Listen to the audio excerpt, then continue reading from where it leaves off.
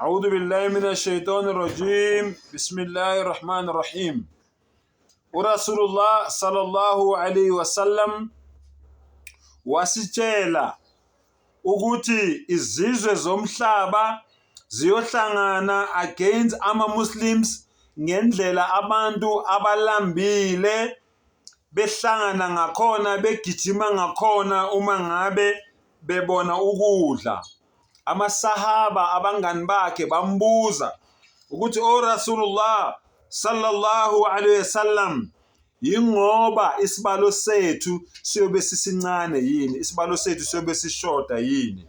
uRasulullah sallallahu alaihi wasallam waphendula wathi cha, nizobe nibaningi, inkinga ukuthi niyobe nihlukene njengoba uwabona amagwebu uma kunezikhukhula kuba kunamanzi amaningi. Amagwebu ngendlela ehlukene ngayo niyobe ni-weak and weightless, nobe ninganamandla, ni-weak, nihlukene, ningabambananga ngoba naloyo yobe donsela le, nomunye yobe vikela iso lakhe. Sikusho leso sikhathi leso bafowethu, ama-Muslims ngendlela ehlukene ngakhona ihlabisa amahloni, ngendlela nje nenza izinto eziphuma endleleni ngakhona. Ngikhuluma nani-ke ma-Muslims manje, ngendlela nje nenza nina izinto eziphuma endleleni ngakhona.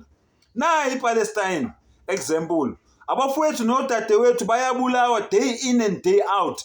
Athina amanye amazwe ama-Muslim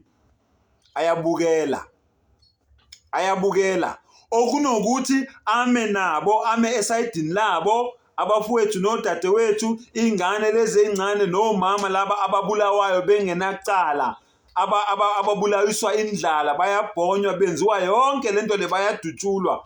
Okunokuthi izizwe zama-Muslims ezinemali zisebenzise imali yazo ukusapota lama-Muslim iPalestine kakhulu, or wonke ama-Muslim countries la ahlukumezekayo. Benzani? Basayida ne-enemy, bama nezitha, basekela izitha ukuthi zibulale our own Muslim brothers and sisters. Yini? Indaba yemali. Usathane usebenzise imali. Ayikho into eyinkinga njengemali emhlabeni. Uma ngabe umdali ekubusise ngemali bese aqeda yaqalekisa ngale mali akubusise ngayo, ubonakala ngokwenza lezenzo lezi ezenziwa yilama Arab countries la engikhuluma ngawo. Ama-Muslims ngendaba nje yemali usathane unqobile, ngisho nakuma-Muslims ngenxa nje yemali usathane unqobile. Uyayibona?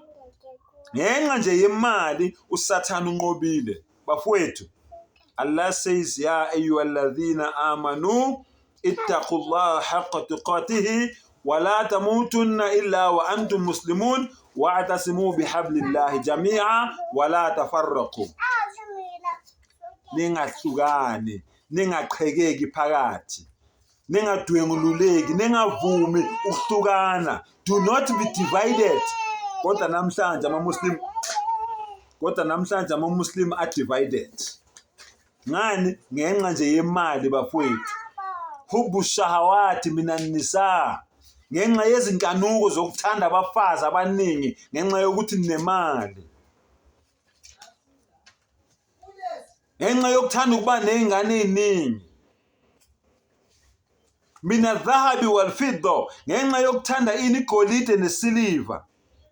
Ingakho nidayisa ngelukuzana ngenkolo kaMdali namhlanje, ngenxa nje yokuthanda igolide nesiliva, ngenxa yokuthanda imali. Yingakho nenza kanje namhlanje, yingakho amakholwa ehlukene kangaka namhlanje. Kodwa is a proof yokuthi unjingalwazi uMuhammad sallallahu alaihi wasallam wayengawakhuluma amanga, wayekhuluma iqiniso. Naku namhlanje kuyenzeka ama-Muslims abhizi nebhida left, right and center, kodwa ngapha abantu bafuna ukuya eparadise. Uya kanjani eparadise ubhizi wenza izinto ezenza ukuthi ungayi eparadise?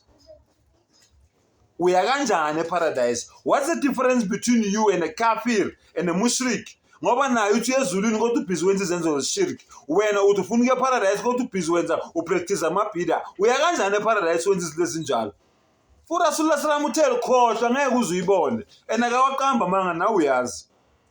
So if you want to go to paradise, stop practicing ibida. Stop it. Ngoba ngempela uzokufaka enkingeni. Wa akhiru dawana alhamdulillahi rabbil alamin.